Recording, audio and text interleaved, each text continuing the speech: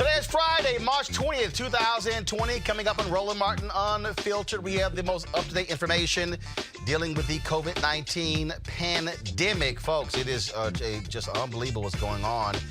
We now have a third state that's on complete shutdown. We'll tell you all about it.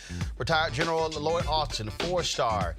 He knows what it's like to send troops in command when it comes to fighting terrorism. How would the military be conducting this national security issue? And that's exactly what this is. We're going to looking forward to that interview with him. Also, folks, we'll have how long is this pandemic going to last? The answer is in understanding how the virus actually works. We'll talk about that with a biological scientist. Also, the millions of people working low-wage jobs, how do they protect the money they have in these uncertain times? So we've got a full show for you, trying to bring you as much information as possible. It's time to bring the funk on Roland Martin Unfiltered. Let's go. He's got it. Whatever the miss, he's on it. Whatever it is, he's got the scoop, the fact, the find. And when it breaks, he's right on time and it's rolling.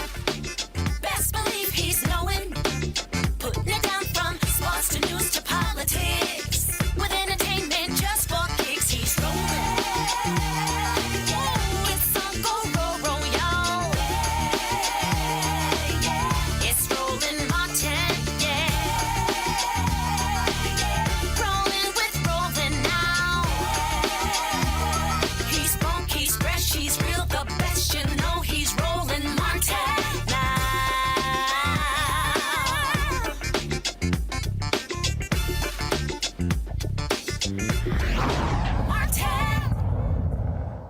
As of today, there are 16,026 cases of COVID-19 in all 50 states and 3 U.S. territories. At least 213 patients with the virus have died. Folks, this thing is continuing. The Trump administration continues to say that more tests are being made available, but now we keep getting word from a number of hospitals that they are running out of masks. They're running out of gowns. Some say that you have one hospital CEO said one company is trying to charge them $7 per mask when they normally cost 58 cents.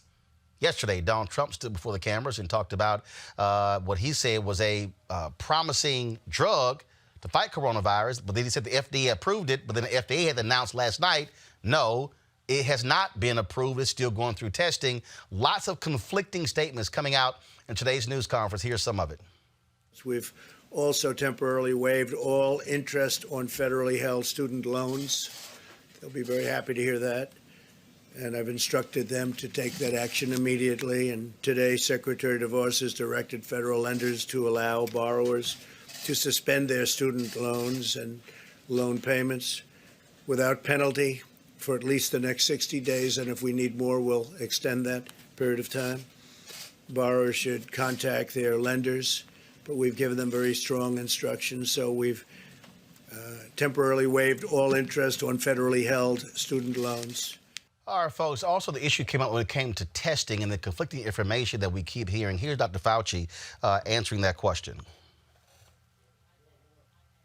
Go to my iPad. When will every American who needs a test get a test and be able to get a test? And why not have medical equipment being shipped right now to hospitals who need it? You're hearing very positive things about testing. And just so you understand, we don't want every American to go out and get a test.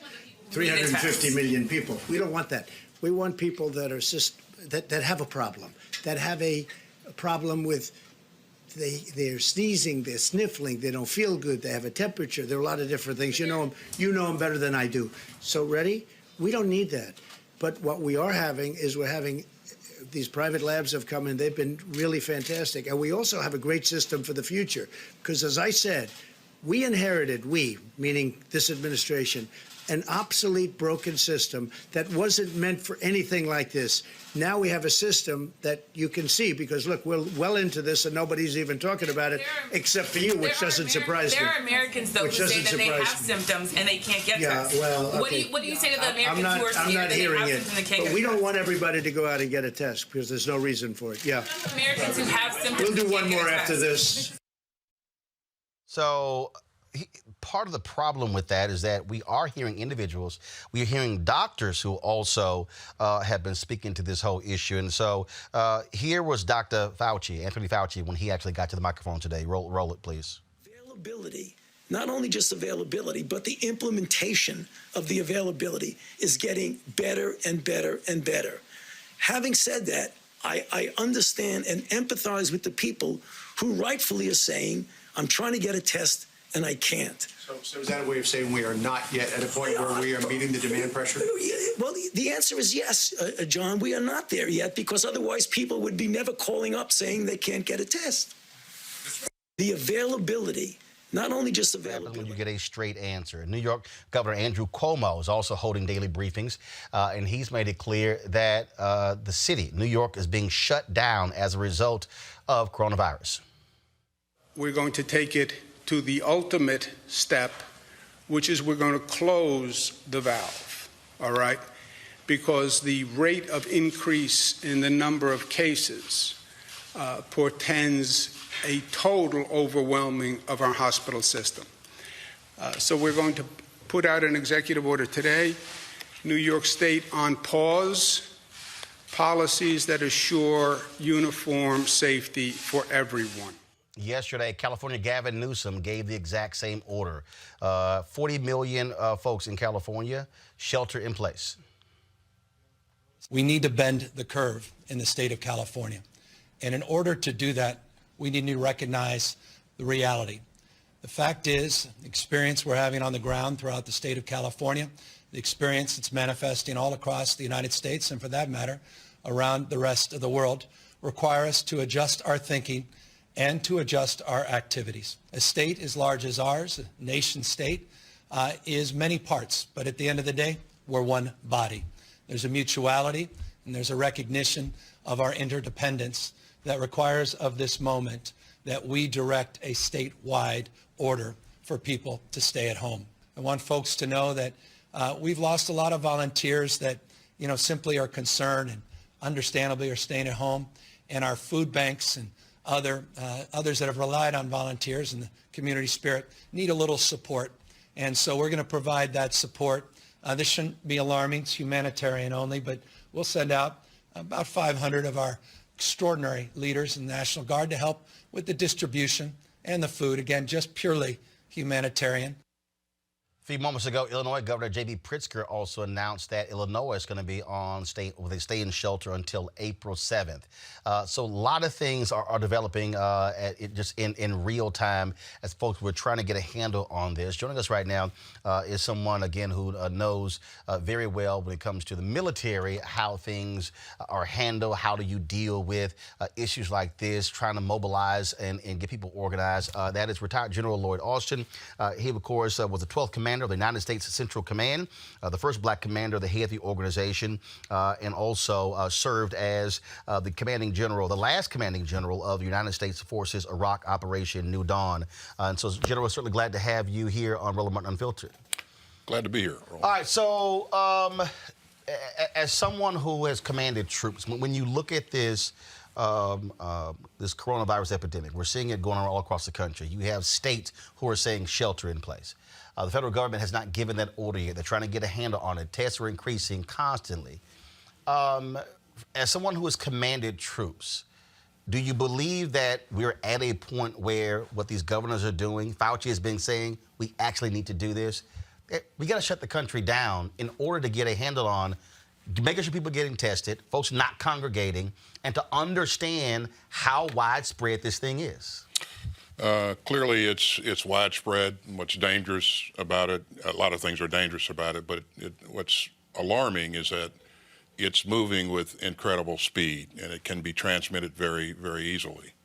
And so the magnitude of this problem, Roland, is unlike anything that we've ever encountered before. Typically when you have a national emergency, something like a hurricane or a tornado or an earthquake, it's centered in one part of the United States or one part of the world, and you can mobilize resources from other places and direct them to that place in need. In this case, when things hit the fan, the globe got sprayed. And so it's very difficult. It's impossible to to shift resources around. What you have to do is bring things up to scale as quickly as you possibly can. And what the military does is it adds scale can add scale to the problem. It clearly can provide command and control and structure. It has capability in the form of labs and some other things, and it has some of America's best people. The military has been employed or utilized in a number of national emergencies, but we are typically not the lead federal agency when it comes to something like this. Typically FEMA is, and that's the case in this case. FEMA has a lot of capacity, and the military is in support of FEMA and providing a number of types of capability. And you just heard one governor talk about how he's utilizing his National Guard forces. So again, this is different from anything that we've ever seen. And I want to remind you that the focus of the military is to protect the United States of America. And by the way, we still have troops deployed in Afghanistan and Iraq and other parts of the world.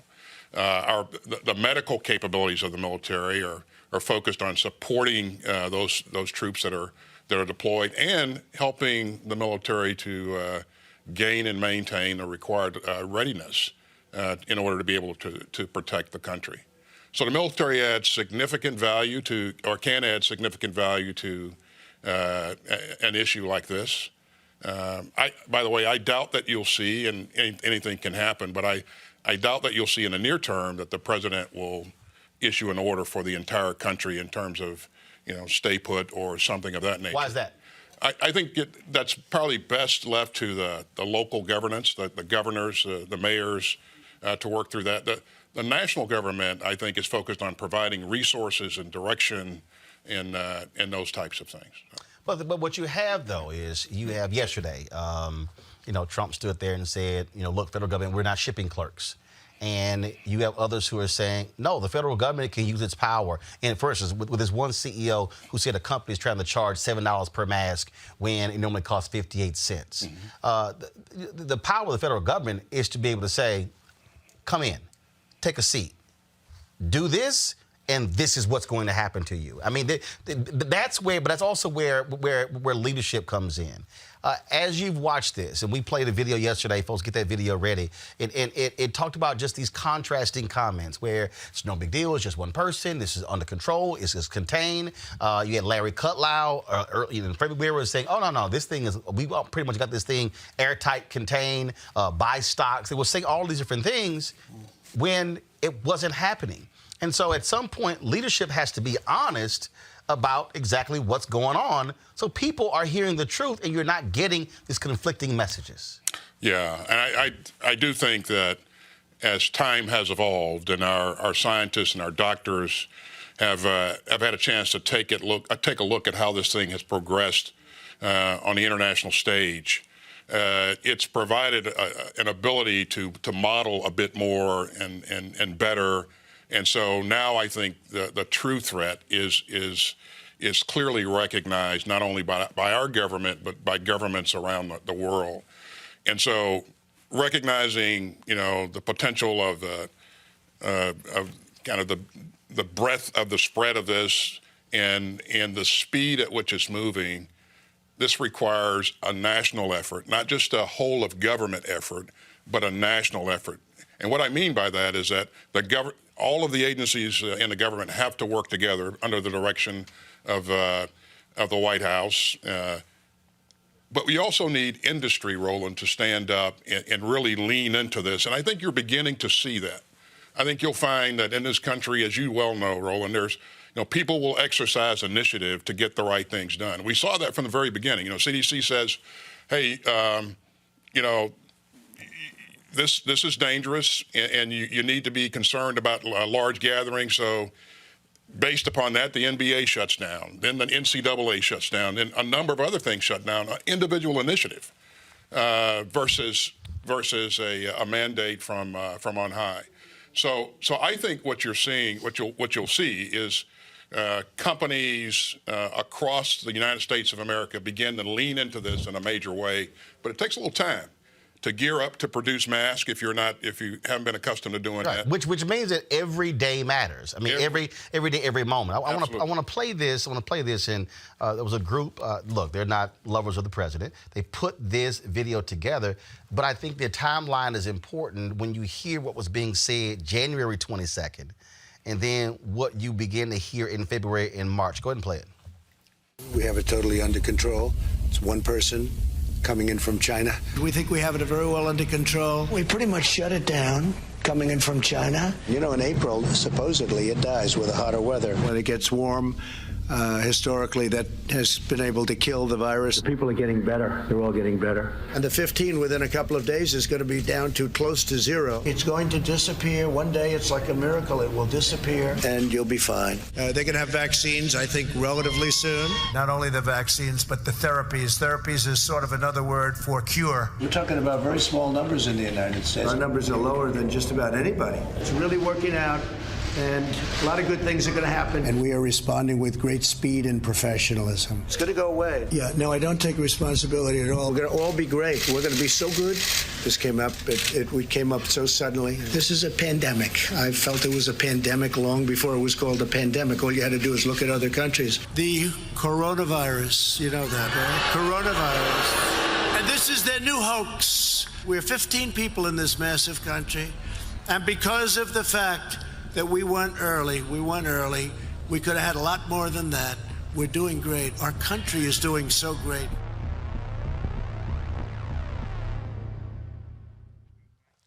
As somebody who's led massive amounts of people, does that frustrate you when the commander-in-chief makes those statements and it gives the impression early on, no big deal, everything is fine? When the scientists were going, no, it's not. In fact, when there's a military intelligence unit that began to track this, they were saying, this thing is real. Those comments, that's probably what drives me crazy, because that's what led to people going to beaches and keep having gatherings, because it's kind of like, oh, it's contained. He said it's fine. There's no doubt, Roland. I've not heard anyone say, or very many people say, that we weren't late to need. We were late to need. Certainly I wasn't in the room when when the input was being provided to senior leadership and the assessments were being made. But I think that when your experts are telling you something, then it pays to listen to them, and it pays to begin to focus on gathering up the resources to address the problem. And obviously, we didn't do that in a timely fashion. Now we're racing to catch up. And again, we understand more and more each day about this threat. And what we know now, Roland, is that it's going to require a lot of resources to get in front of this. We're behind it, and more time will pass before we can generate more or fabricate more equipment, personal protective equipment and masks and ventilators, because you got to retool some things. You got to really get industry to lean into this. But my sense is that industry has begun to lean into it, and shortly you'll begin to see some progress. And we hope that that'll be the case. If the order came down for the military to mobilize and assist, not necessarily lead, but assist, what does that look like? What kicks in? How does it then go from that decision from the White House to the military, then to the rest of the country? Yeah. So you're right. We wouldn't lead this. It would be led by a federal agency, and it is led by a federal agency, FEMA. As the discussion evolves, we'll focus on, hey, what problem is it that we're trying to solve that we can bring military capability to bear to help this problem. Again, we know that we have a need for personal protective equipment. The military has some of that in its stockage, and I think you've heard the Secretary of Defense say that, he's willing to, not willing, but he will provide some of that, mask, ventilators, and that sort of stuff. That's all helpful. We have labs that can assist with testing. We would take, and I'm sure the military is taking a look at, where can we add value to this overall effort? But the military can do a piece of this. This will require, and I think it'll get a lot more capability than just the military alone can bring to bear.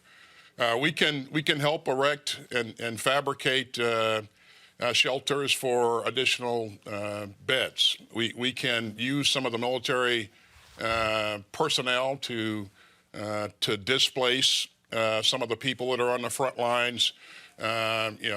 Swabbing noses and taking samples so that they can test people.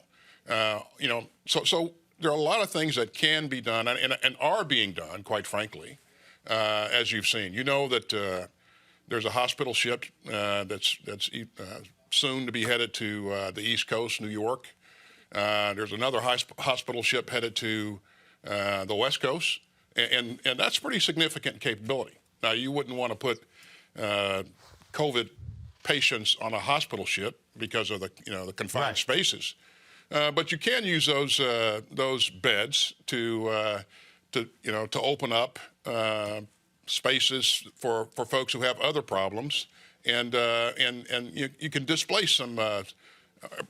That can create some space for COVID patients eventually. But the military is also very familiar with going in, having to erect hospitals, having to be able to commandeer land to be able to create those tents. We had the Brooklyn Bureau president on yesterday, and what they did was they erected these tents outside of the hospital to serve as an entry point. So instead of people coming into the hospital, the point you just made, they were going through this tent first to get assessed to determine what happens next. And the sense that I get is that from these local hospitals and these mayors and these governors, I mean, the reality is, as you said, from a national standpoint, they aren't used to having to mobilize entire states. Like you said, look, I've lived through 3 hurricanes in Houston, and so what happens in this city or this particular area of a city, this is a whole different deal. To me, that's where the capability of the military comes in, where y'all are used to going in where there's absolutely nothing, then all of a sudden, a city all of a sudden is erected. You're right. We bring scale, we bring structure, we bring command and control, we bring speed. And again, we know how to get a lot of things done. And I think this capability should be used, and I think the governors are tapping into that capability. And just the Army alone, you have 3 components, as you well know. Active Army, you have Army National Guard, you have U.S. Army Reserve. So that's 3 different components. Each of those components has some medical capability. Units that have medical capability. So there's a fair amount of potential there. And again, it just need to focus. We just need to focus on what are the major problems. Where can the military add value, and then quickly make those decisions to employ those capabilities. When we earlier we talked about speed, talked about time. I talked about how, again, it's every day. You didn't have it taken seriously what was going on. I remember we played a video from Senator Kamala Harris, February 12th. That was a hearing, Department of Homeland Security. And she actually posted that video on that day. And there were Trump administration officials who didn't even come to the hearing. The purpose of the hearing was to discuss coronavirus. And the response was, well, we don't have our talking points together. Here were United States senators who was a hearing on February 12th who were saying, hey, what is happening here? And that seemed to be a huge problem in this whole idea of just, well, we're not really ready to talk about it. And now all of a sudden it's like, oh, no, we were always serious about it. But then when you look at the response, when you look at the fact that we still are not, despite all we're hearing, we don't have massive testing. You still have people who are showing symptoms, whose doctors are saying, I need them tested. They said, oh, they're not serious enough. And doctors are going, what in the world am I supposed to do? And to me, that delay of being able to have mass production of those tests, being able to go to those companies and say, what capability do you have? How can we retrofit your companies to now produce ventilators? Things along those lines. That to me was, for me, a dereliction of duty from this president in the White House, by not taking it seriously, has put us in the position that we're in now? I think, again, we are late to need, but I think that you'll see, once all the segments of our society, of this country, are engaged, and I think we are at this point, I think you'll see things begin to pick up steam, and that flywheel begin to spin, and it'll come up to max RPM a lot faster than people would have thought possible. But again, you got to. Actually, I understand, Ben. Look, you respect the chain of command, being the general, 4-star. When it comes to these news conferences, should the scientists be leading them? I've always felt that having the folks who are the experts talk about the significant issues is the way to go. I think they're committed to providing factual information to the public, and that's really, really important in a way that the public can comprehend and digest. What we want to make sure is that people understand what it is they need to do to protect themselves and their families, and understand also that the system is beginning to work hard to deliver the capabilities that we'll need to counter this going forward. Last question. Are there one or two things currently not being done that you believe should be done? Well, I think you've heard a number of people say that we need to increase the amount of tests available so we can get a better picture of how big this problem really is. And again, since I am not in the decision-making loop and I don't fully know all the things that are being done, I don't care to second guess at this point. I suspect there are a number of things happening behind the scenes that we're not aware of.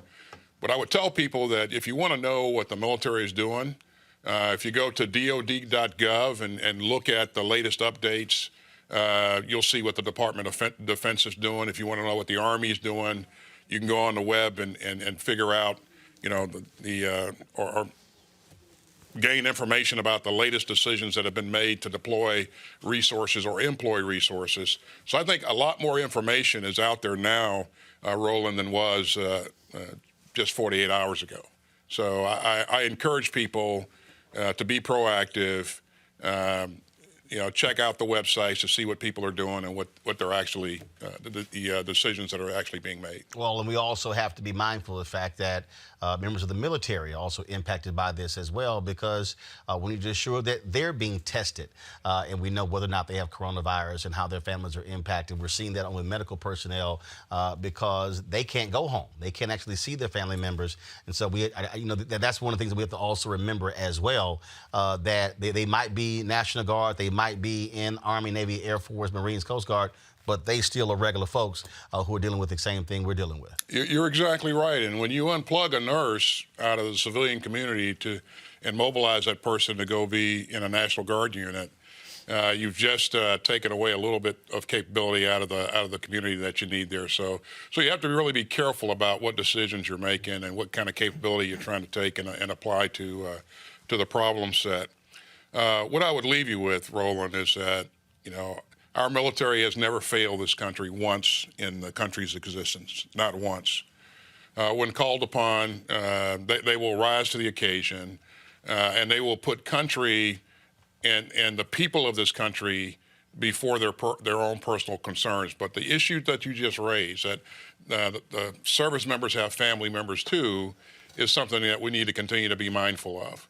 The military will always want to do our part or their part to help, and again, they have never once failed the United States of America. So. General Lloyd Austin, retired 4-star general. We appreciate it. Thanks a lot. Thanks for having me. And so in the history of the Army, how many African Americans have been 4-star generals? Is it 7, 8? I think we're up to 9 now. Okay. All right. Well, our goal is to get. I was number 6. Bro. You were number 6. Yes. Wow. That's crazy. That's crazy. So, and also, when I interviewed General Brooks, one of the things he told me, he said that y'all always make sure that when one retires, there's always one who's coming online. So who's the current active duty four-star general in Army? General Mike Garrett. He's the commander of United States Army Forces Command down in Fayetteville, North Carolina, Fort Bragg, North Carolina. He's a great American, and one day you should have him on your show. Ah, we'll do that. Well, luckily, of the total number, I've actually talked to 5 of them. So I'll talk to probably a majority of them. So we'll definitely try to get them on as well. All right, General, I appreciate it. You should have us all on at one time here at some point, Roland. Right, and guess what? Y'all can probably all fit on one set. Absolutely. Which is not a good thing. General, we appreciate it. Thanks a lot. Thanks, Roland. All right, folks. Again, as I said, the U.S. has suspended all non-essential traffic across its borders with both Mexico and Canada. Italy announced another record-breaking death toll, folks, 627, up from 427 the previous day. The country cited 9,600 people in one day for violating its lockdown. Also, when it comes to your taxes, y'all don't really want to talk about that. It's been extended from April 15th to July 15th, and also stocks continue to fall. The S&P 500 fell by more than 3%. Going to go to break. When we come back, more breakdown of the latest with the coronavirus right here in Roland Martin Unfiltered. You want to support Roland Martin Unfiltered? Be sure to join our Bring the Funk fan club. Every dollar that you give to us supports our daily digital show. There's only one daily digital show out here that keeps it black and keep it real as Roland Martin Unfiltered. Support the Roland Martin Unfiltered daily digital show by going to RolandMartinUnfiltered.com. Our goal is to get 20,000 of our fans contributing $50 each for the whole year. You can make this possible. RolandMartinUnfiltered.com. All right, so a lot of y'all are always asking me about some of the pocket squares that I wear. Now, Robert don't have one on. Nope. Now, I don't particularly like the white pocket squares. I don't like even the silk ones. And so I was reading GQ magazine a number of years ago, and I saw this guy who had this pocket square here, and it looks like a flower. This is called a shibori pocket square. This is how the Japanese manipulate the fabric to create this sort of flower effect. So I'm going to take it out and then place it in my hand so you see what it looks like. And I said, man, this is pretty cool. And so I tracked down, it took me a year to find a company that did it. And so they basically about 47 different colors. And so I love them because, again, as men, we don't have many accessories to wear, so we don't have many options. And so this is really a pretty cool pocket square. Now, what I love about this here is you saw when it's in the pocket, it gives you that flower effect like that. But if I wanted to also, because if I flip it and turn it over, it actually gives me a different type of texture. And so therefore it gives me a different look. So there you go. So if you actually want to get one of these shibori pocket squares, we have them in 47 different colors. All you got to do is go to RolandSMartin.com/pocket squares. So it's RolandSMartin.com/pocket squares. All you got to do is go to my website, and you can actually get this. Now, for those of you who are members of our Bring the Funk fan club, there's a discount for you to get our pocket squares. That's why you also got to be a part of our Bring the Funk fan club. And so that's what we want you to do. And so it's pretty cool. So if you want to jazz your look up, you can do that. In addition, y'all see me with some of the feather pocket squares. My sister, who's a designer, she actually makes these. They're all custom made. So when you also go to the website, you can also order one of the customized feather pocket squares right there at RolandSMartin.com/pocket squares. So please do so. And of course, it goes to support the show. And again, if you're a Bring the Funk fan club member, you get a discount. This is why you should join the fan club. All right, folks, again, we were talking about that news conference today where it really got absolutely wild and crazy. And Dr. Fauci was asked a question dealing with the shutdowns in New York and California, now Illinois. Here's what he had to say. I'd like him to go back to the State Department, or as they call it, the Deep State Department, if you don't mind. I'd like to have him go back and do his job. So does anybody have any question? Please. All right, so what you had also, folks, going on today was this whole issue of, again, the drug and the testing. And then, of course, you had that exchange that took place between Donald Trump and Peter Alexander with NBC News. Go to my iPad, please. I'm going to play it from here, folks. And so just listen to this. I'm going to break it down with our panel. Prescribed for many years for people to combat malaria, which was a big problem, and it's very effective. It's a strong drug. So we'll see. Effective against SARS. It was, as I understand that, is that a correct statement? It was fairly effective on SARS. John, you've got to be careful when you say fairly effective. It was never done in a clinical trial. They compared it to anything. It was given to individuals and felt that maybe it worked. So you. Was there anything to compare it to? Well, that's the point. Whenever you do a clinical trial, you do standard of care versus standard of care plus the agent you're evaluating. That's the reason why we showed back in Ebola why particular interventions worked. Sir, on that topic. Mr. President, about the possible therapies, yesterday, Mr. President, you said that they were for, quote, immediate delivery. Immediate, we heard No, from we're doctors. ordering. Yes, we have millions of units ordered. Bayer is one of the companies, as you know, big company, very big, very great company. Millions of units are ordered, and we're going to see what happens. We're going to be talking to the governors about it, and the FDA is working on it right now. The advantage is that it has been prescribed for a totally different problem, but it has been prescribed for many years, and everybody knows the levels of the negatives and the positives. But I will say that I am a man that comes from a very positive school when it comes to, in particular, one of these drugs, and we'll see how it works out, Peter. I'm not saying it will, but I think that people may be surprised. By the way, that would be a game changer. But we're going to know very soon. But we have ordered millions of units. It's being ordered from Bayer, and there is a couple of companies also that do it. For clarity, Dr. Fauci said there is no magic drug for coronavirus right now, which you would agree. I guess on this issue, Well, I think we only disagree a little bit. Sorry. I disagree. Maybe and maybe not. Maybe there is, maybe there isn't. We have to see. We're going to know. Is it possible that your impulse to put a positive spin on things may be giving Americans a false sense of hope? No, I don't think so. Misrepresenting the preparedness right now. No, I don't think so. I think that I think it's got the not yet approved drug. Such a lovely question. Look, it may work and it may not work. And I agree with the doctor what he said. May work, may not work. I feel good about it. That's all it is, just a feeling. I'm a smart guy. I feel good about it. And we're going to see. You're going to see soon enough. And we have certainly some very big samples of people. If you look at the people, you have a lot of people that are in big trouble. And this is not a drug that obviously, I think I can speak from a lot of experience because it's been out there for over 20 years. So it's not a drug that you have a huge amount of danger with. It's not like a brand new drug that's been just created that may have an unbelievable monumental effect, like kill you.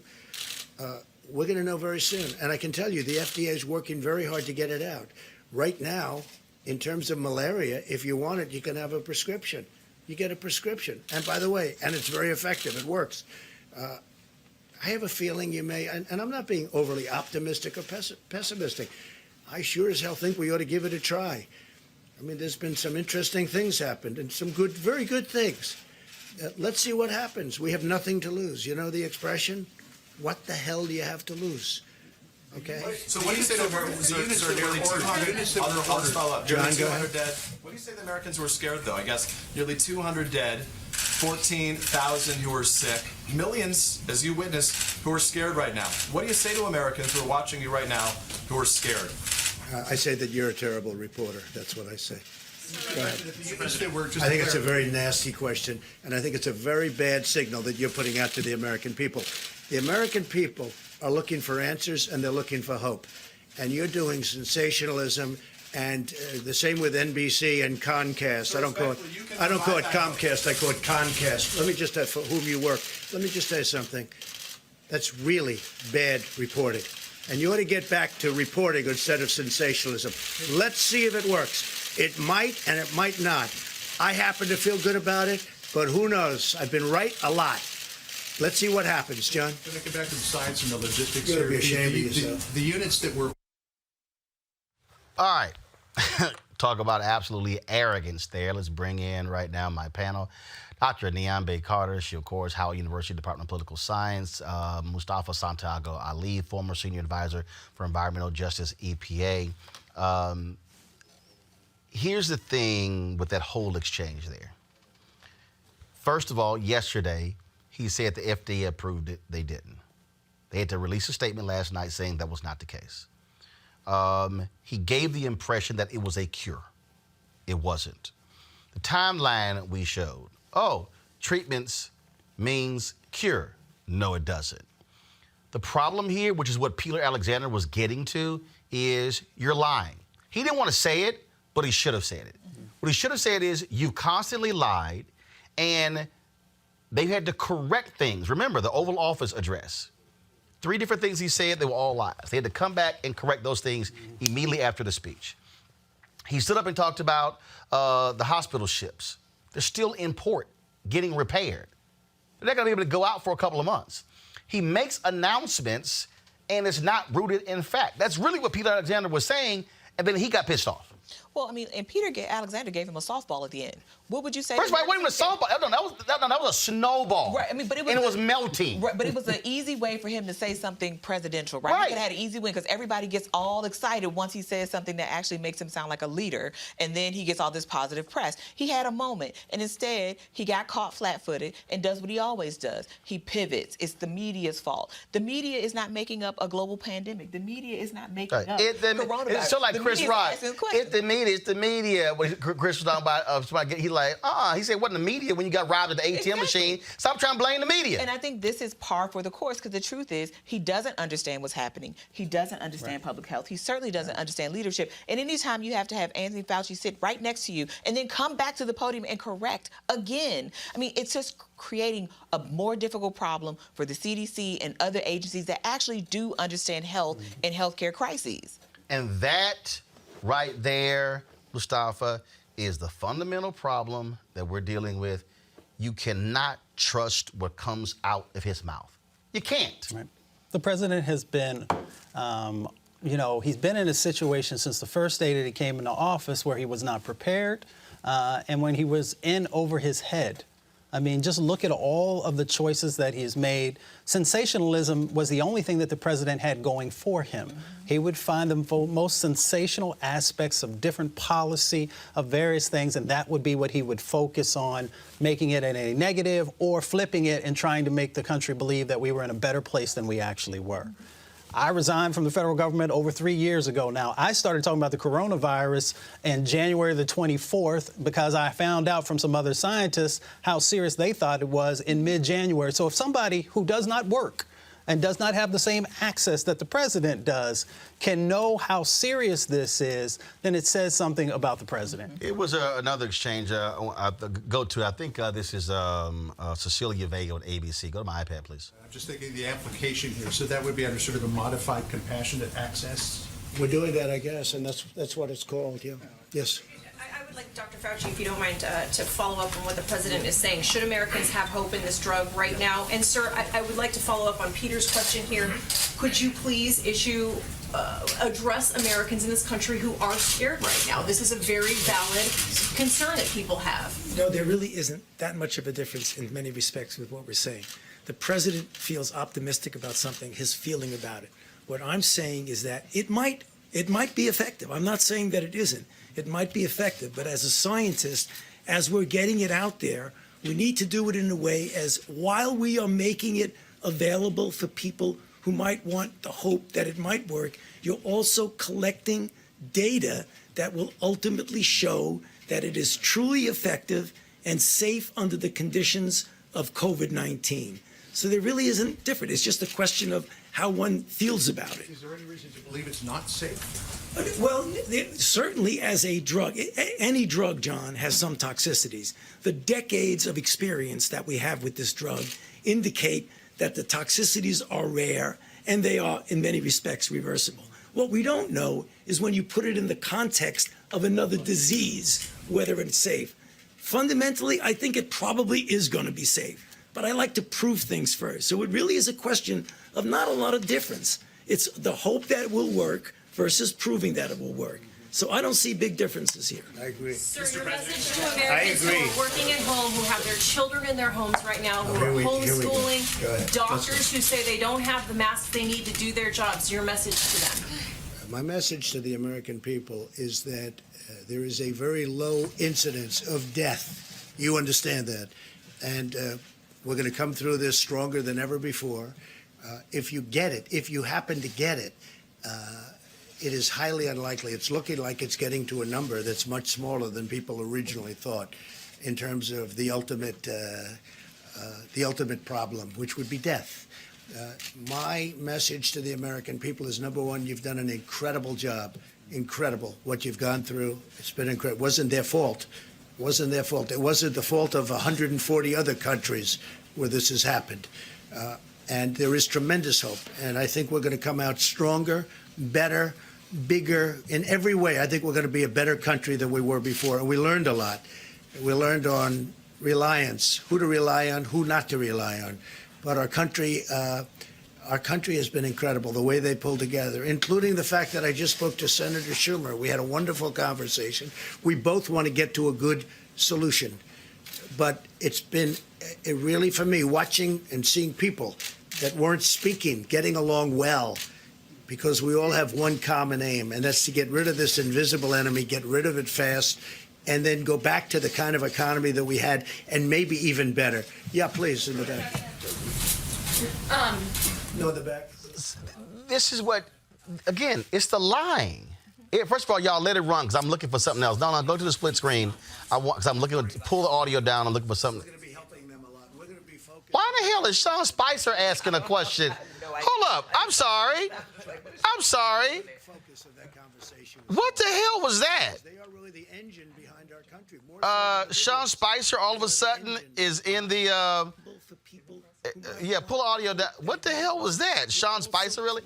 He pulled the audio down of that just for us. Here's the whole piece here. He lies. To sit there and say, well, it's not, it's all about death. There are more people who are dead today than a month ago. We said it, 16,000 cases. The numbers increasing in New York State, in Washington State, in Louisiana. What world is this dude living in? But this is the thing. Donald Trump has routinely done this, which is play fast and loose with the facts, and then you have to have other people come clean it up. And the fact of the matter is people will continue to die because he's very cavalier about this, saying, oh, you'll just get sick. Like it's just going to be a case of the sniffles. This is a very serious disease, and I think he's treating this as if it's just a cold or it's just something that won't really kill that many people. But isn't one person dying one too many, particularly when we knew in January that this was happening, particularly when you had health officials saying this thing is coming, and if we don't test people and we're not proactive, this is going to spread. This is exactly what happened. And now we're here reaping the whirlwind. There's a reason states are shutting down. Absolutely. I had a guy who, matter of fact, John Ziegler, he's been, first of all, I think I have the Sean, go to my iPad. I think I have the Sean Spicer question. I'm still laughing at it. Go. No, in the back, please. Mr. President, two questions, if you'll indulge me. The first question is, many small businesses are concerned that they have weeks, not months, and are worried about how long it'll take. We're going to be helping them a lot. We're going to be focused, a big focus, and including my conversation with both Mitch and with Chuck, a big focus of that conversation with small business. Here's the thing that it is baffling here. The governor of California says shelter in place because, based upon the numbers that we've run, 56% of all Californians are going to get this. There are 40 million people in California.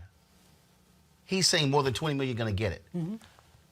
To then go, oh, this thing is slowing down, but it's like, no, that's something that's actually happening in the world, and then something totally different in his brain. Right.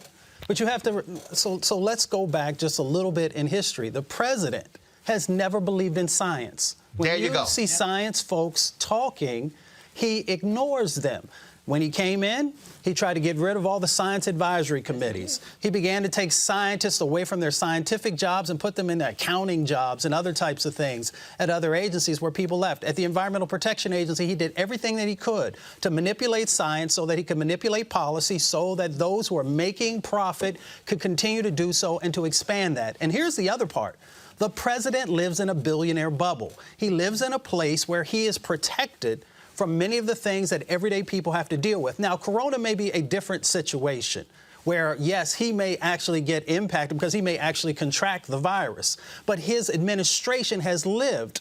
They have created policy. They have implemented different types of steps from this privilege paradigm, which I call the billionaire bubble, where you think you can do whatever you need to do and you will always be okay, and the folks on the outside just have to live with it. Of course, the coronavirus pandemic showed up in the middle of spring break. Didn't phase a whole bunch of young people that act like that nobody can get it. And here was some video, of course, from Florida.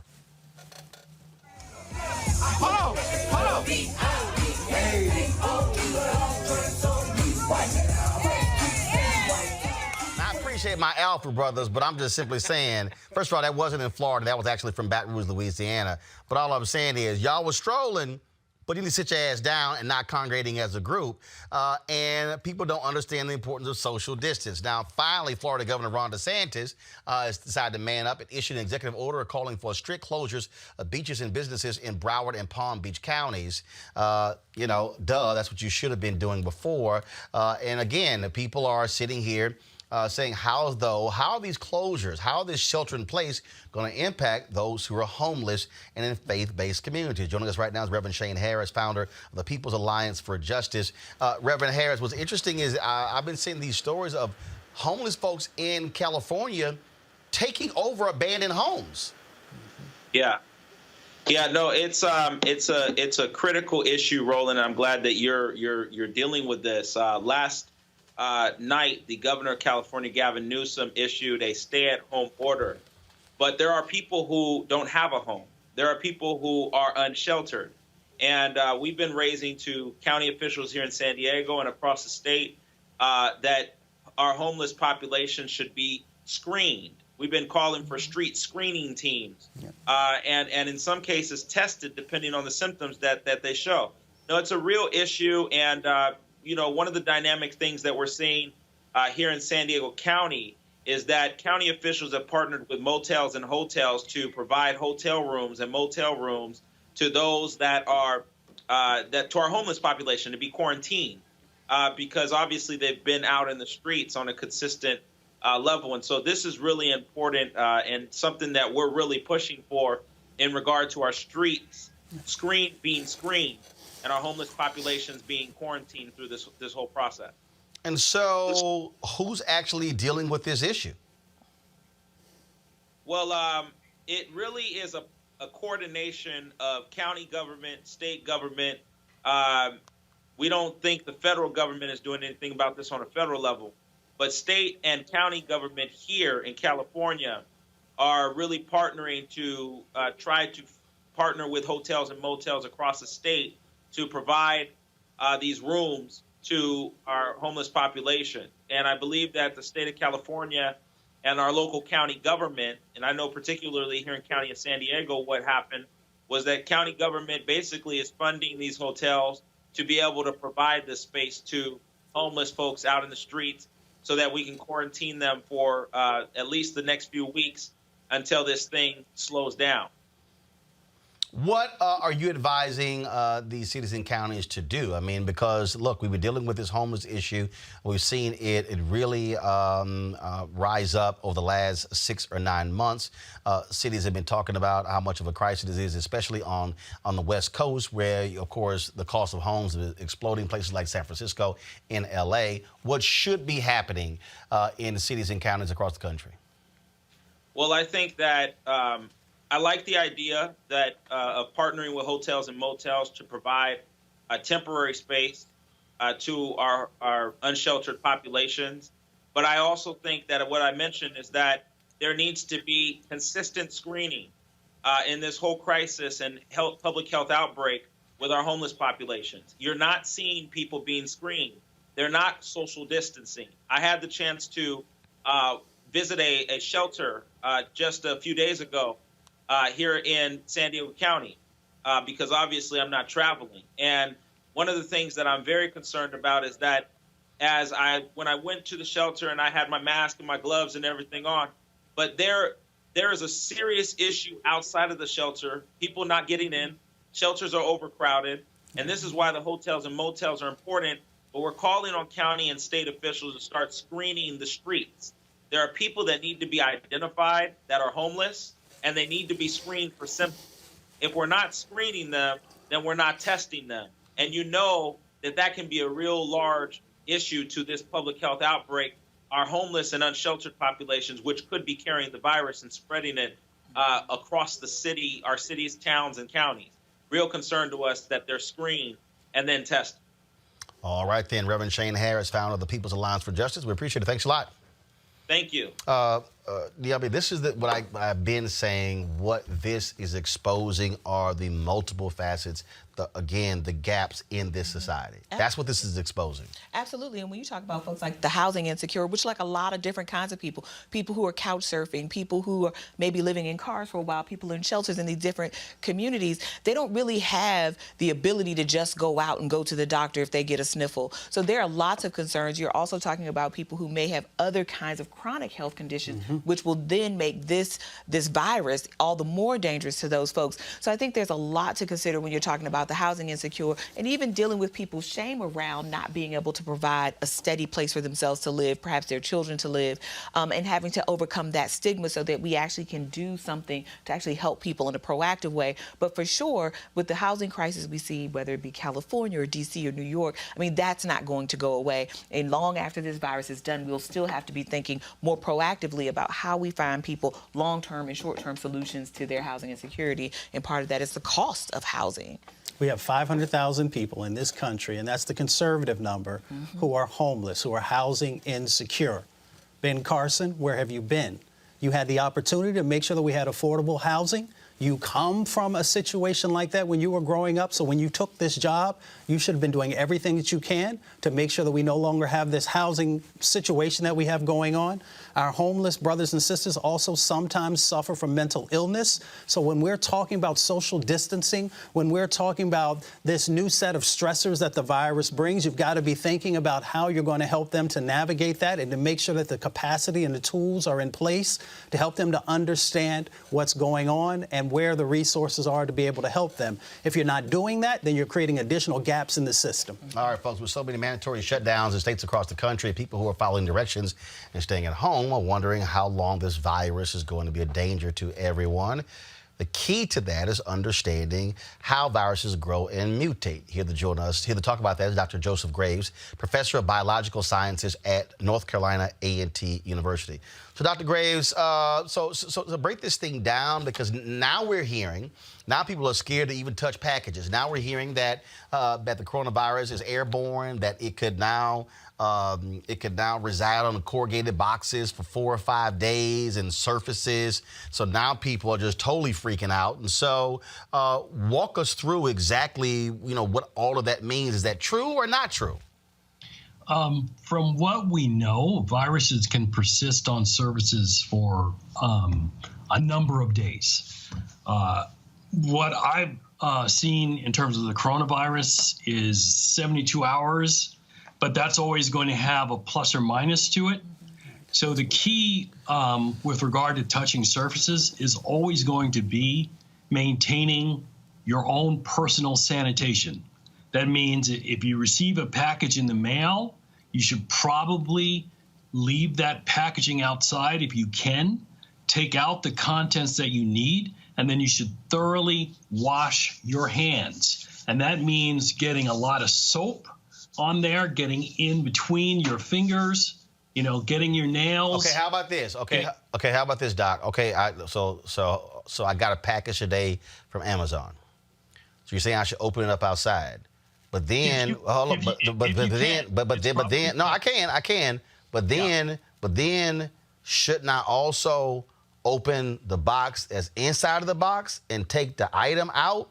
And then, because again, if the item came from a company in China or from some other different company, I mean, and so then, but what about the item itself? Somebody had to assemble it. So what do I do? Do I then spray the item down with and then wipe it down? Again, if you can wipe down the item with an antiseptic, it's probably a good practice. The chances of, let's say, if this thing was assembled in China 6 months ago, the chances of a virus staying viable on the surface of that item is very low. But at the end of the day, your protection is always going to be assume the worst and use soap and water and keep your hands clean. In particular, after touching items, make sure they don't go near your nose, or your eyes. Got it. So again, I'm gonna go back. So if we get a package, so let's just say now not just a package that came from Amazon, but let's say it's a package. We went to Costco or Sam's or even a grocery store. It's a box of cereal, okay? You went to the grocery store, it's a box of cereal. So what you're saying is if you went shopping and then you got that package and then you came home, what you should do is, if there's that box of cereal, get some wipes and wipe the outside of the box down, then go wash your hands? I think the best thing to do would even be to transfer the cereal into your own container. Okay, transfer the cereal in your own container and then throw out the box. Okay. Out the box and then wash your hands. Oh, so same thing. If somebody went out and bought a pack of cookies or whatever we bought that's in another container, then what we should do is transfer it. So if it's some meat, put it in Ziploc bags or whatever the heck, and then throw that package out. But absolutely, before we touch it, wash our hands, and then after we throw it out, wash our hands. Yeah, and if you have the option to buy disposable surgical gloves, my laboratory, we work with bacteria all the time. And so my students are always in the lab wearing gloves. And so when we work with, bacterial samples, we have gloves on. They then dispose of the gloves, and then they wash their hands thoroughly, singing, happy birthday to me at least 2 or 3 times. And the key, again, is getting lots of lather, because the way you get the virus off of your hands is by the action of the soap. And people should not, by the way, have overdue confidence in antiseptic and antibacterial substances, because, one, generally they don't work well against viruses. And even in the case of bacteria, they tend to lead to the bacteria evolving resistance to the antiseptic. Yeah. So the tried and true manner to keep viruses and bacteria off of your hands is good old soap and water. Gotcha. So, all right, so let's talk about, again, how do viruses grow and mutate? So viruses are actually non-living genetic codes that are wrapped inside of a protein shell. They probably originated in the genomes of the organisms that they inhabit. And so they then become essentially rogue genetic codes that are copying themselves at the expense of the host organism. And since DNA, when it replicates, the protein machinery that replicates the DNA or RNA, in the case of the coronavirus, is incapable of doing that without making a mistake. Those mistakes we call mutations, and that's what drives the evolution of viruses. The viruses that have the ability to replicate most successfully inside of the cells of their host are the ones that persist and go on to infect more hosts. And that's simply the way all genetic systems work: replication, mutation, natural selection. And that's what's happening with the coronavirus. Mustafa, got a question? Doc, there are some rumors going around right now on the internet about folks being able to utilize garlic, colloidal silver, a number of other things. Do you have any sort of tips for folks if any of that is effective, or should we stay rooted in the science that we currently know that people should be doing? Yeah, soap. Yeah, well, my laboratory was the first laboratory in the world to show how quickly bacteria can evolve resistance to silver. Mm-hmm. And so if bacteria can do it, viruses can do it too. So certainly, if you have, and there are a lot of products now that use silver in soaps and in bandages, etc. Mm-hmm. They're going to work for a limited period of time before the viruses evolve resistance to them. So at the end of the day, this is what we call a co-evolutionary race. Every substance that we devise to try to control the virus is then going to lead to the virus's evolution of resistance to that substance. And then we devise a new substance and they evolve resistance again. And so this is something that we will never be able to get out of. Viruses are going to exist as long as animals and plants exist. They're going to co-evolve with them. Sometimes they're going to be extremely virulent, like new viruses generally are when they come into a new species. Mm-hmm. And hopefully, the good news is that in general, new viruses tend to evolve towards less virulence over time. But the problem is in that first wave that hits a species, like in the case of the great 1918 pandemic, which killed some 50 million people worldwide. Now, this current coronavirus has that capacity, so we should not in any way underestimate it. But neither, and this is really important, should we jump into sort of wives' tales and urban myths and folklore about how to deal with, viruses and bacteria. There is a science of this, and we particularly need to employ that science.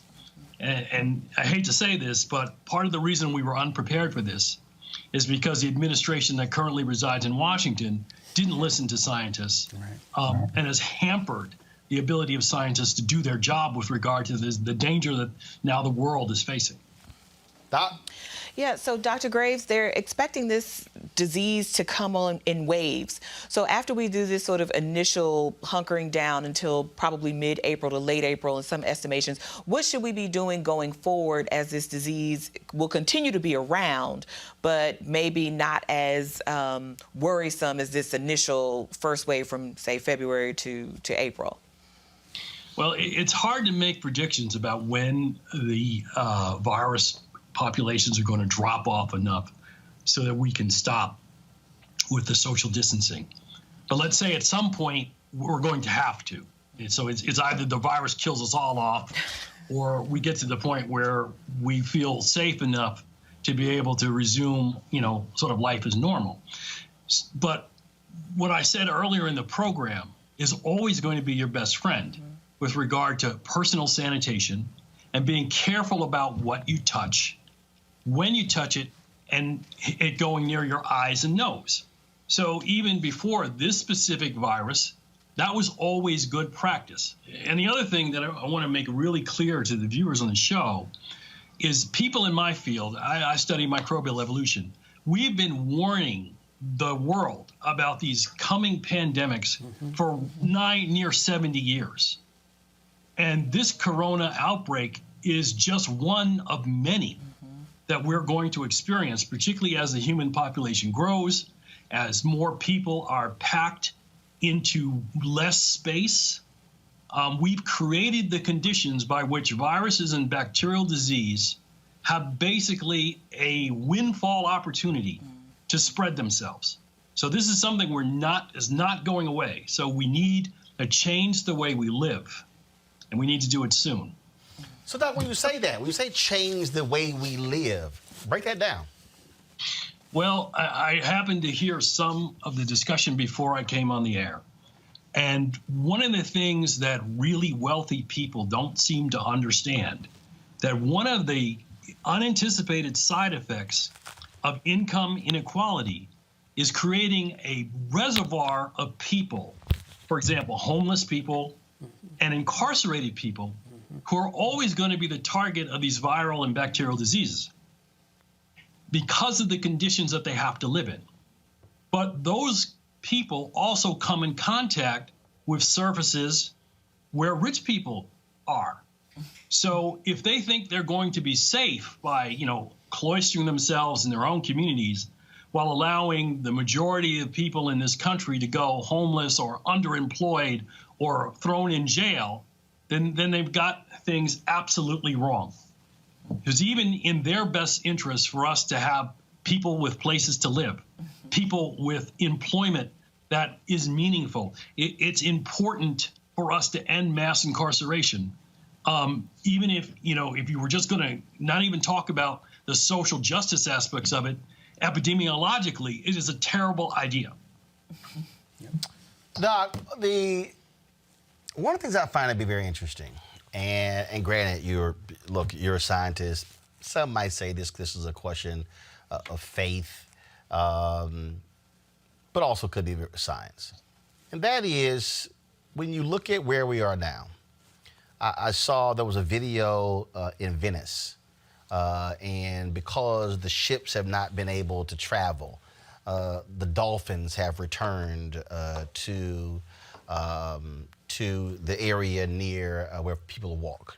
there was someone who posted a graphic that showed the air quality in Los Angeles as a result of people not being able to travel.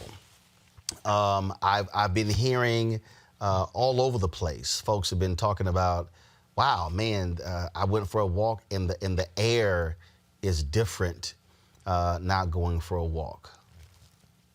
When you hear someone say that this was Earth's way of telling the world, you need to slow your ass down,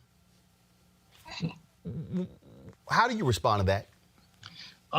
Number one, and if you don't mind, I'd like to share with the viewers that I'm a confirmed Episcopalian. So I don't find any contradiction between my work as a research scientist and my work in the faith community. I don't find any contradiction to that at all. Now, the earth to me is an inanimate thing. So the earth isn't telling us anything. However, our behavior is leading to the creation of a world that is drastically dangerous to the quality of human life. And so you don't need the earth to tell you that. All you need to do is open your eyes and take a look at what's been happening over the course of the 20th century. If you haven't seen the videos of Antarctica calving huge sheets of ice bigger than states in the Union, if you haven't seen documentary films like Chasing Ice, where you see glaciers receding over in time-lapse photography over 50 years, then you're simply unaware of the fact that we as human beings are destroying the planet that gives us sustenance. And if we, again, do not change our ways, biological processes are going to let us know in no uncertain terms that the way we are living is unsustainable. Now, I don't throw that on God because, from where I stand, God is good. But people, on the other hand, have that's me turning on the automatic lights. We got you. We know. God. Well, yeah, Mustafa said God was sending you a signal. Go ahead. So it's just going on with that. This is the kind of thing that really, again, calls into question the social structures, the economic structures that we built. The way we're doing things really can't deal with this kind of pandemic. We don't have enough trained doctors. We don't have enough hospital beds. We don't have enough health equipment, ventilators. I read a report from a nurse in New York City this morning who claims that they're already making triage decisions about which patient gets a ventilator and which patient does not. So, and again, since I think the focus of our conversation is also on people of African descent in the United States and other underserved communities, these kinds of tribulations are going to be visited more so on people who have been historically underserved with regard to the health care infrastructure, which, by the way, isn't prepared to help the entire nation. But the effect of this kind of pandemic is going to be even more devastating on the poorest people in this nation. I got to ask you this here, Doc. So when I was driving in to work, 72 degrees outside, not that many people who were on the roads as well, and I had my sunroof open, had the windows down. And I was actually streaming and playing some music in the car, sort of our hashtag Rolling with Roland jam session before I came on the air. And I had a woman who said, Roland, are you not scared about the coronavirus being in the air with the windows open and the top down? So, okay, you're here. What about that? We're here that it's airborne. So, okay, what does that mean? We now can't roll windows down, can't open sunroof, can't open the windows in our house, can't go for a walk. Just explain that. Yeah, that's probably an incorrect view of the situation. When we mean airborne, it means that one of the ways that the virus is transmitted is by people coughing and sneezing. And the viral particles will go into the air. Now, how long they stay in the air, and the virus is about 150 nanometers in size and diameter. It's not really clear how long it will stay in the air. but this is still probably several feet. So unless someone happens to be in the car in the lane next to you with their windows open and your windows open and they turn in your direction and cough at you, it's unlikely that you're going to get coronavirus from a random breeze. So I think we don't need to panic in that way yet. Praise the Lord. Praise the Lord. Any other questions for Doc? I'm good. He said it all. He said a mouthful. Yeah. Well, Dr. Graves, certainly glad to have you here. One of the reasons why I created this platform is because it drives me crazy when these sort of stories happen and you swear that there are no black scientists, there are no black doctors, there are no black biological science, microbiologists, virologists. And so for our audience, it's been great for us to see the expertise that exists with our community and to be able to answer these questions. And so we certainly will be calling upon you and some of your other colleagues. If you got any other folks you want to recommend to us to have on, actually, I would like to say one thing in that regard. Go ahead. This is the first year in the history of this science where 2 students of African descent earned their PhD in microbial evolution in the same year. The first is my student, Dr. Sade Boyd. She defended on Monday of this week. And the second is Nkrumah Grant, who's in the Lenski lab at Michigan State University. So they're wrong. I mean, there aren't a lot of us yet, but we are beginning to make progress. And so there is a cadre of top African-American scientists in the biological sciences. And I'm happy to forward you a list of names. Absolutely. Of people that you can have on your show. Well, absolutely, because this is obviously going to be the story every single day. And so we want to be sure to give those folks an opportunity to share their expertise and knowledge with our audience. Thank you, sir. Dr. Graves, thanks a lot. We appreciate it. Folks, when we come back, we'll talk with Deborah Owens about how to protect your money.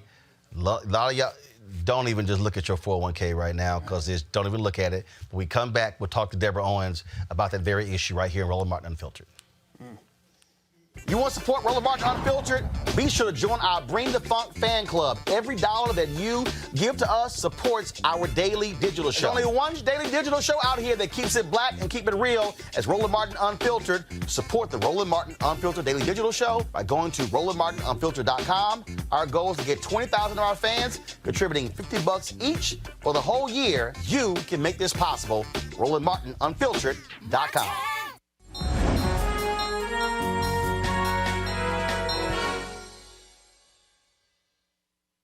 Workers ages 18 to 64, or 44% of all workers, earn low-income salaries. They are our working poor. Applications for unemployment compensation has reached its highest level since September of 2017. In fact, folks at Goldman Sachs estimates it's more than 2 million. The Trump administration wants to, check this out, they want to keep this thing down. They want to wait for those numbers to be released after they release the employment figures the 1st of April. Yeah, we know how that goes. Now, with so many people barely making enough to survive, how do they protect the money they have during this financial crisis? Well, joining us is America's Wealth Coach, Deborah Owens.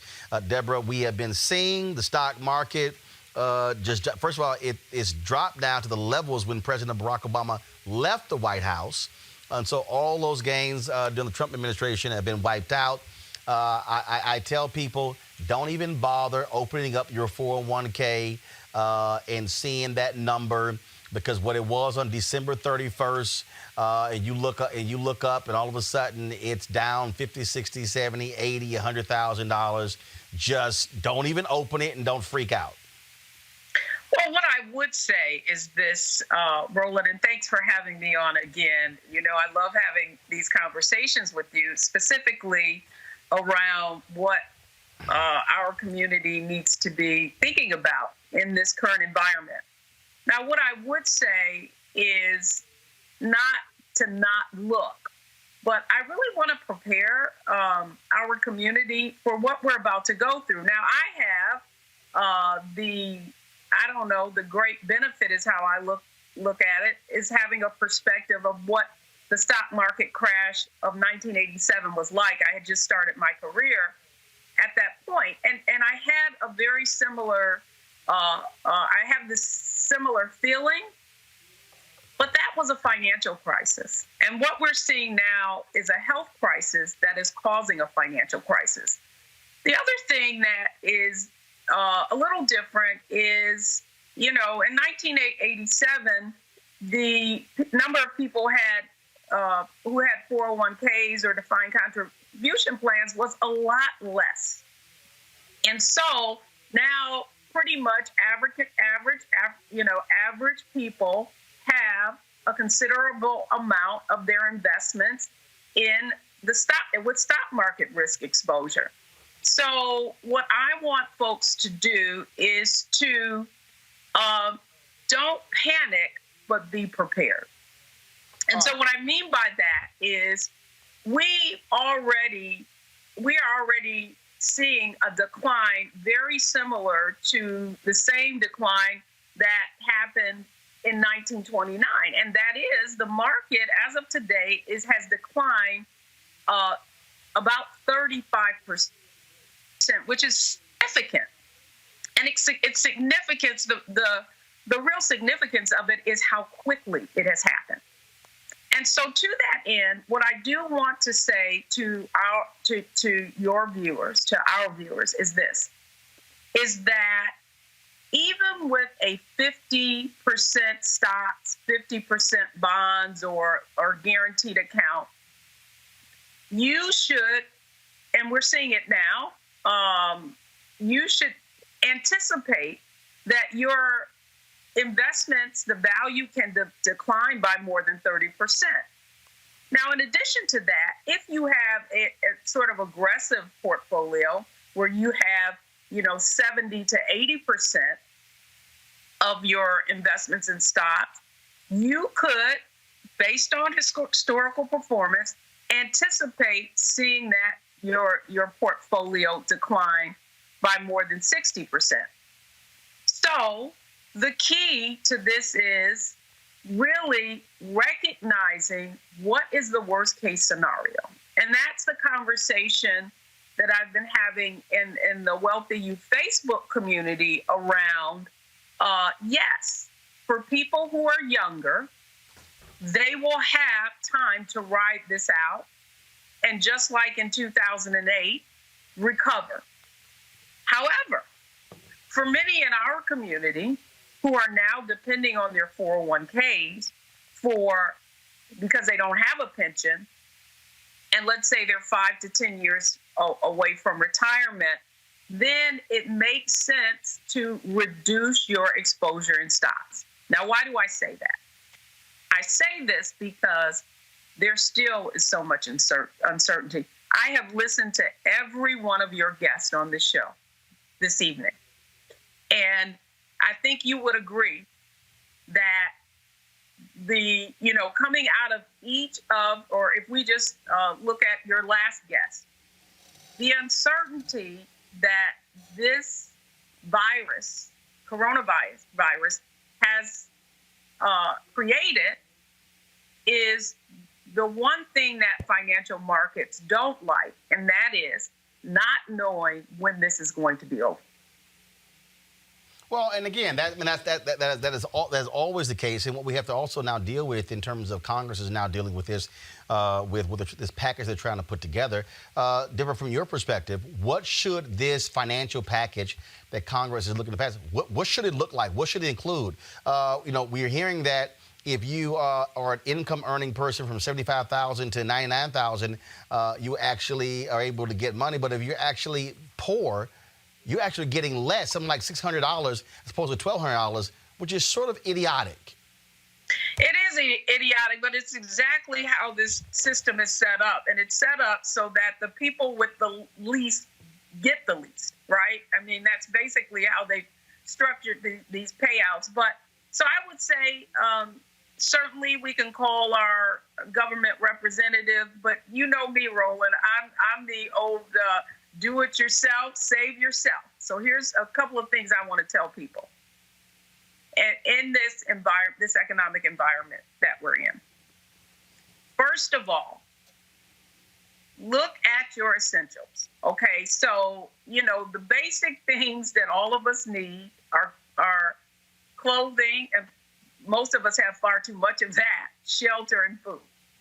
So in this environment, focus on the essentials and make sure that you begin to look at your expenses from that lens.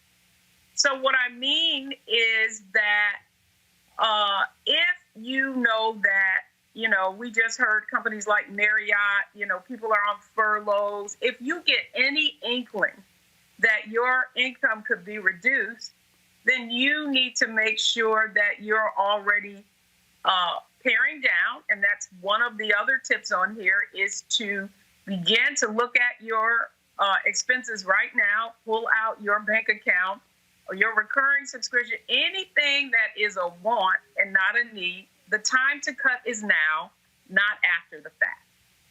The other thing that I want, and I mentioned it a little earlier, is really take a look at your investments and how much stock exposure you have. I don't think many people, certainly, I hear all these, new financial bloggers, all these people kind of spouting off, it's time to invest in that sort of thing. Not for everybody.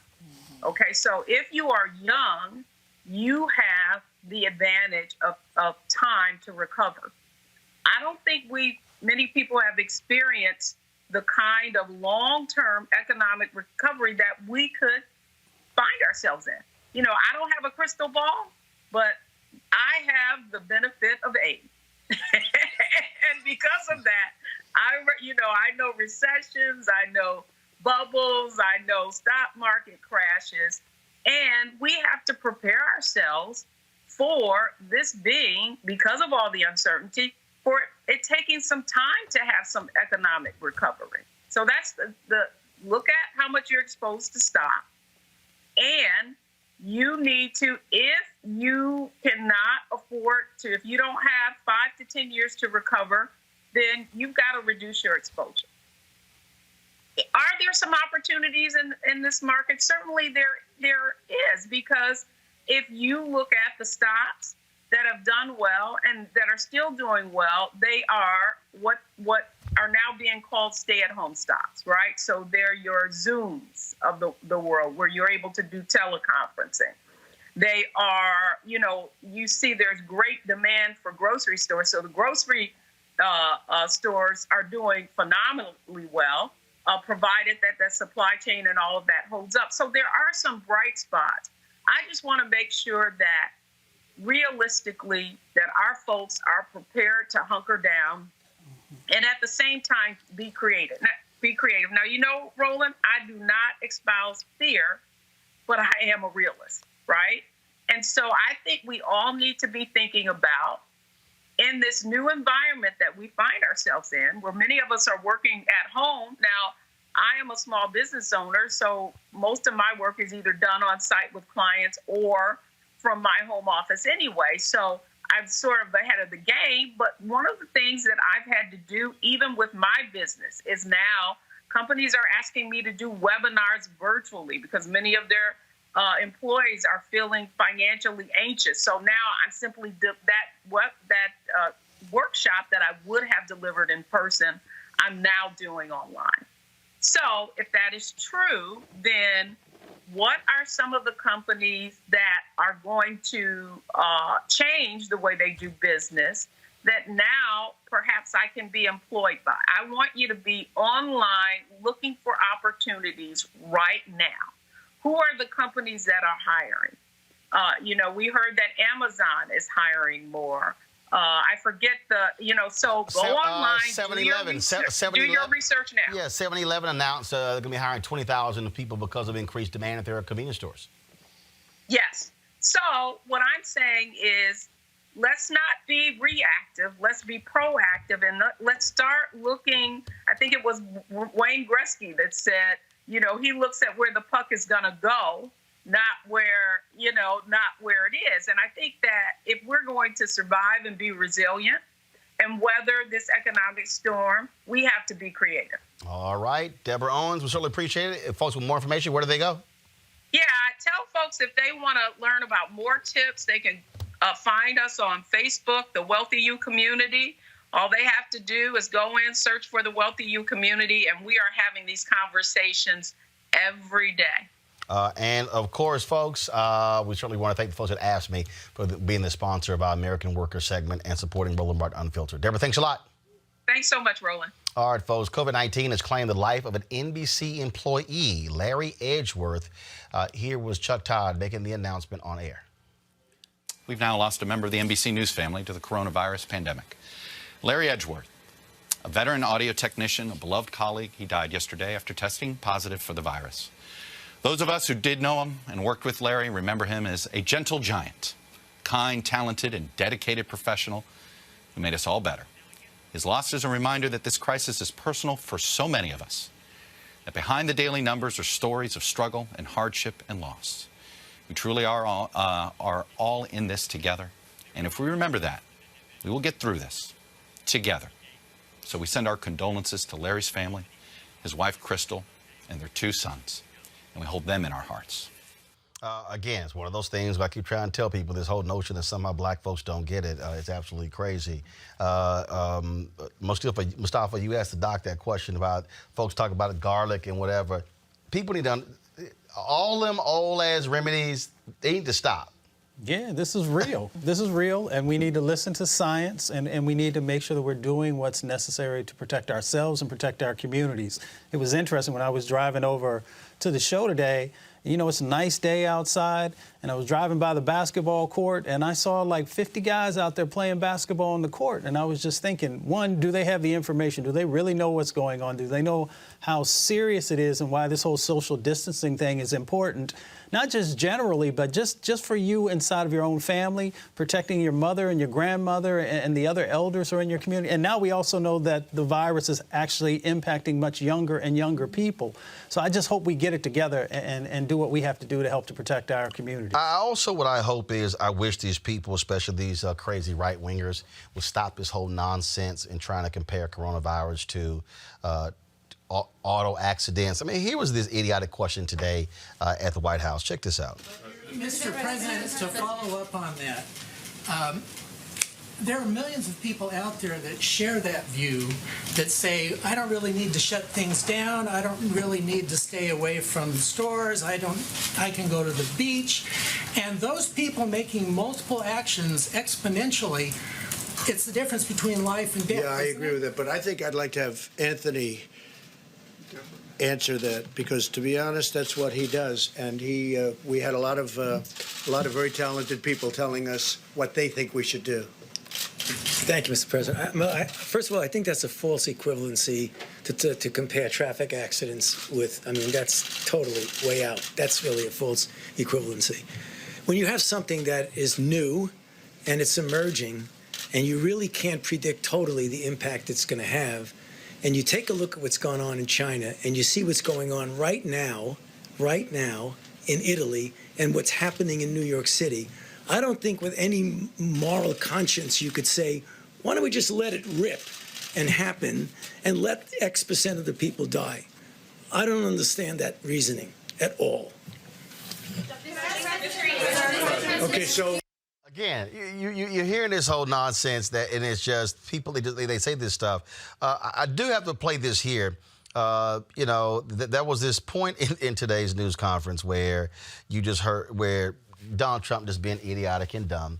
And then he made this comment about the deep state department. Just watch Fauci. Just watch his response. I'd like him to go back to the State Department, or as they call it, the Deep State Department, if you don't mind. I'd like to have him go back and do his job. So does anybody have any question? Please. Mr. Secretary, I'd like him to go. Mustafa, we're not supposed to touch our face. Fauci's like, why in the hell am I standing next to this fool?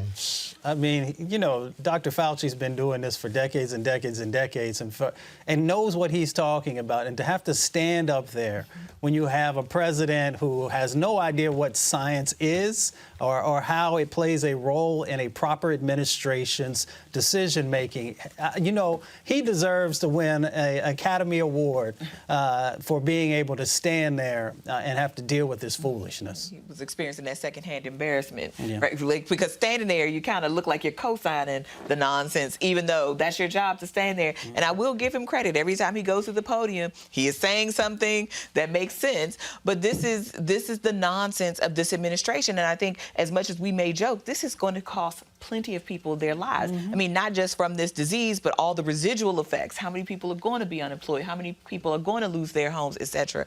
So this guy is a danger. And Mike Pompeo is also an absolutely odious human being, I must say. So the two of them together are going to wreak havoc on this country in very real ways. Again, you're just watching clueless people. It's clueless. All right, folks, as I said earlier, when I was driving into work, I was sitting here getting my jam on. So my man, D-Nice, DJ D-Nice, a couple days ago, did a straight 9-hour DJ jam session. He did 9 hours, y'all. And so he's actually spinning live right now on Instagram.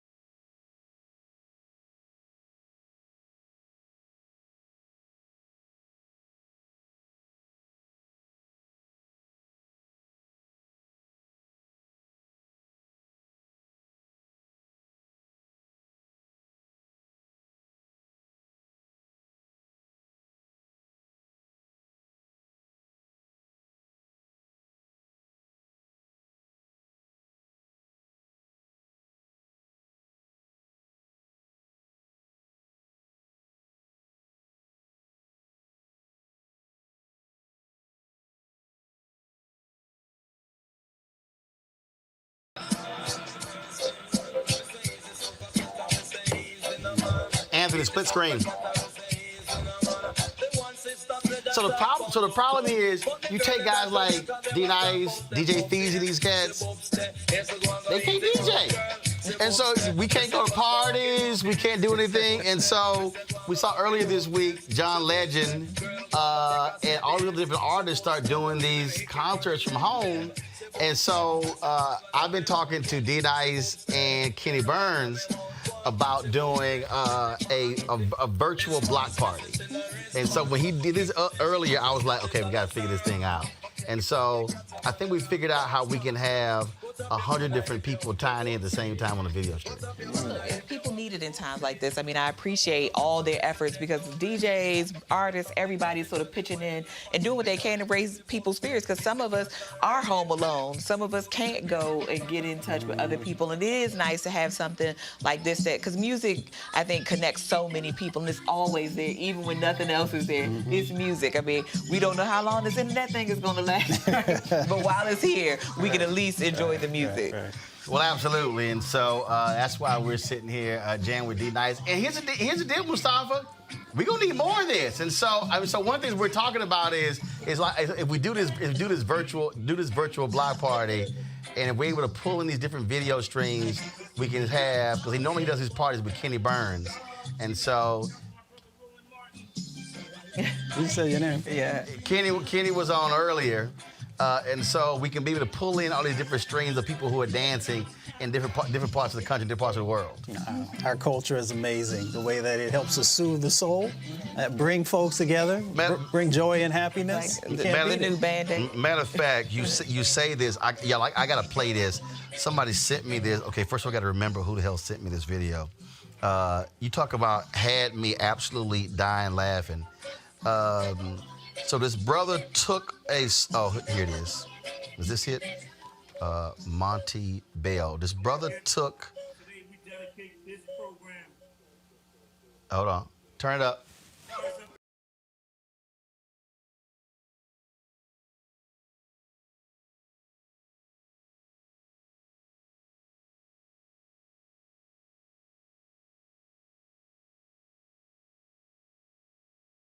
All right, come back. So I'm gonna try to pull this video up. I'm gonna tell you how creative black folks really get. So this brother did this, and if I could pull it up, y'all. When I talk about, I hollered laughing because it was so ridiculous. This brother did this video. So he took this song,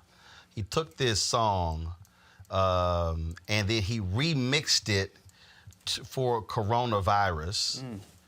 And it was a okay, DJ Feezy, he's about to go live, and I'm trying to see if I can find this video. Oh my! First of all, it was just ignorant. It was just ignorant. Okay, here it is. I think I found it. All right, Anthony, hold up. Let me watch on IGTV. Let me see if I can turn it this way. Sat back down, turn the TV on and caught the news. Then I put my hand on my head 'cause I'm so confused. And then I turned the TV down, 'cause I thought I heard a coughing sound. Something going on in there, yeah. She ain't having an allergy in years. As I get closer to the bathroom, all I hear, and then I hear my baby's voice in there, sneezing out. You're contagious, don't touch me, baby. Girl, get the fuck out. She said, I'm telling you, black folks got lots of time on their hands. Right, every time. They gonna take a Ron Isley song. He said you can take. He says, right, absolutely undefeated. Says she is contagious. That's just cold. That's just cold. All right, y'all. We certainly appreciate everybody watching the show. It's been one hell of a week. Also, this just in, a staff member Vice President Mike Pence's office has tested positive for coronavirus. Their statement, Peter Baker of the New York Times, they released it saying that person didn't have contact with Pence or Trump. We don't believe nothing they say. But we'll see what happens with that. So, folks, if you want to support what we do, go to RolandMartinUnfiltered.com. Join our Bring the Funk fan club. You can support us via Cash App, PayPal, or Square. Every dollar you give goes to support this show to make it possible for us to keep giving you the kind of information you're not going to get anywhere else. Please be sure to go back and watch all the shows we've had this week. We have some amazing guests you're not going to see anywhere else. I certainly want to thank retired General Lloyd Austin for being with us today. We had retired General Kip Ward, another 4-star, who was with us on Wednesday as well. And so, giving that perspective in terms of the military, we want to thank, of course, Mustafa and Dr. Carter as well for being with us today. And so, folks, and we always end the show on Friday, showing you, of course, all the people who support what we do. Don't forget this weekend. So we are going to try to work on this virtual block party. And so look for our update. And then my wife was supposed to give a sermon on Sunday at a church in Maryland. Obviously, they're not having services. So we're going to actually live stream the sermon on our platform. That's going to be on Sunday, and so that's what we're going to do. And then on Monday, I wanted to do it today, but we were so caught up with some other different things. So next week, what I'm going to do is I'm going to actually bring in all different gadgets. And so all you churches out there, especially a lot of small black churches, are trying to figure out how they reach their members. We're going to show them different ways on how they can actually live stream as cost effective. It's not going to cost them a whole bunch of money. So it's going to take place next week. So I'll see you guys on Monday. Stay safe. Wash those hands. Follow what the doctor said. And please don't congregate in groups. It's okay. Learn how to FaceTime. Learn how to use Google Duo. As a matter of fact, that's important. If you have an Android phone, and somebody has an iPhone and you can't, obviously with FaceTime, it's only Apple to Apple, download Google Duo. Google Duo essentially serves the same thing. It allows for you to do a video conference free. It's an app between an Android and an iPhone and vice versa. So if you've got an iPhone and you know somebody who has an Android, get Google Duo. Both of you must download the app. It allows for you to be able to have a video conversation between both individuals. And so we'll also have Mario Armstrong on the show next week, Tech Bureau, giving you some great information on how, with social distancing, how we can stay in contact with folks by utilizing technology. And so we're going to have all that for you as well. All right, y'all have an absolute good one. I got to go.